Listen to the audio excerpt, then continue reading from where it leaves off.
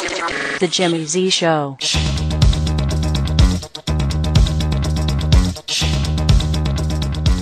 Okay, quite simply, I don't like this attitude.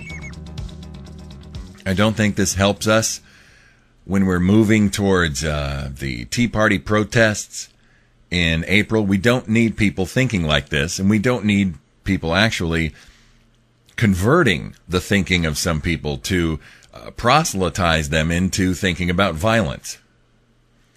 This was written by Klaus Roehrig, and it's published at the CanadaFreePress.com. And remember, as I read this, there are people, it's not just a few people, there are a good number of people. They might be a small minority, but there are a lot of people out there who feel like the jig is up and it's time now. Pick up your guns, load up your ammo, here we go. A case for revolution. Following the Democrats' undemocratic passage of Obamacare, a number of Americans decided to take their anger and disappointment to the next level.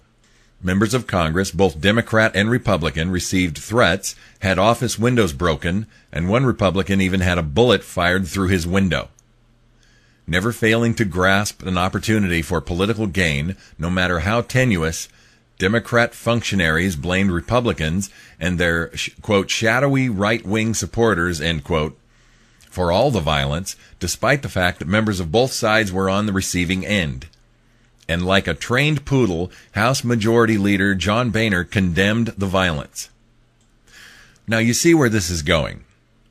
The writer is criticizing John Boehner for condemning the violence. Now I condemned the violence too. I'm not a congressman. I don't have a big-time nationwide millions of people listening to me radio show, but I condemn the violence. And am I a trained poodle? Here's what John Boehner said. I know many Americans are angry over this health care bill and that Washington Democrats just are not listening. But as I've said, violence and threats are unacceptable. That's not the American way. What's wrong with that? How are those the words of a trained poodle? And if those words make the writer of this piece angry, what is he saying? That Americans are angry and that the right thing to do is violence and threats? They are acceptable? No, I don't think so. Not now. We will have to rethink everything if I'm completely off my nut and Barack Obama cancels the elections in November. I have said over and over and over again, that is not going to happen in the United States of America. The people of the United States and people in Congress, nobody's going to let that happen. But if it happens, and I'm totally wrong, first of all, I will admit it, and then we're going to have to rethink everything we're doing. I understand that, but this statement by John Boehner is exactly what I want him to do. That's exactly what I want him to say. So the writer goes on, and after the quote from John Boehner says, "You could have fooled me. One of the things I learned from studying American history is that violence has always been a part of the American way, no matter how unpalatable that may sound. When the mad British king refused his colonial subjects representation in Parliament and insisted on taxing them to boot, they took matters into their own hands by throwing off the British colonial yoke through a very violent war." And then he quotes from the preamble of the Constitution and emboldens this. "But when a long train of abuses and usurpations, pursuing invariably the same object, evinces a design to reduce them under absolute despotism, it is their right, being the people, it is their right, it is their duty to throw off such government and to provide new guards for their future security." Now, if you ask me, that's what we're going to do on November 2nd. That's what we're going to start doing. We won't complete it on November 2nd. We'll probably need 2012, 2014 to keep fighting for the conservative cause. The leftists are not going to give up without a battle at the ballot box. The writer then talks about the Civil War and how many people died over the issue of slavery.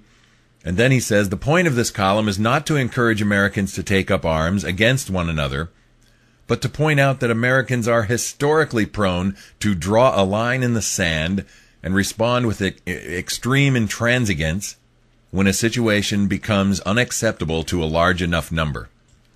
He also says here the current government, although elected by a majority of the people, is acting against the express will of the majority of the people, and as such could engender violent dissent.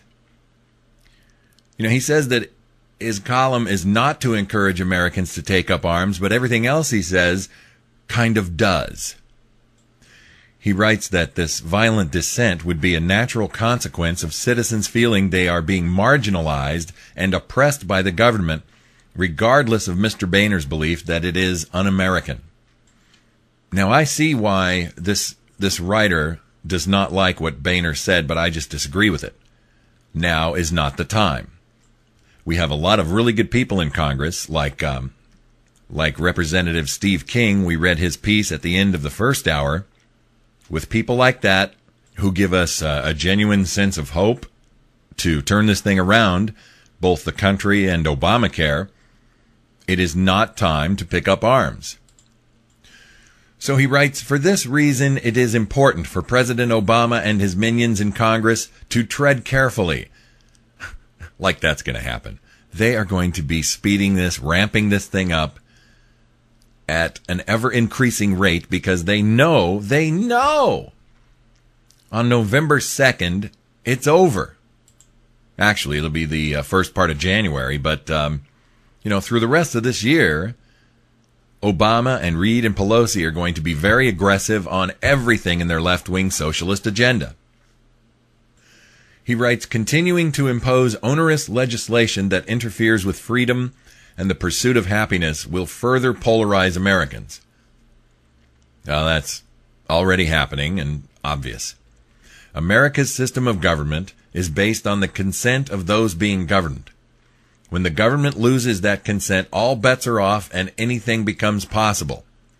Remember, the Boston Tea Party was a preamble to the American Revolution. Had the British king taken note and listened to his subjects, America's official currency might now be the proud sterling rather than the dollar.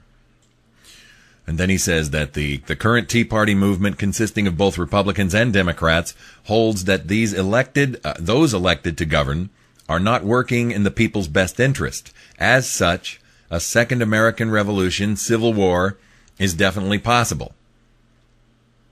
Look, it's already happening. It's just happening peacefully for the most part. I have already said the second American Revolution has begun. That is the tag at the beginning of my program. Why? Because it's happening right now. Peacefully.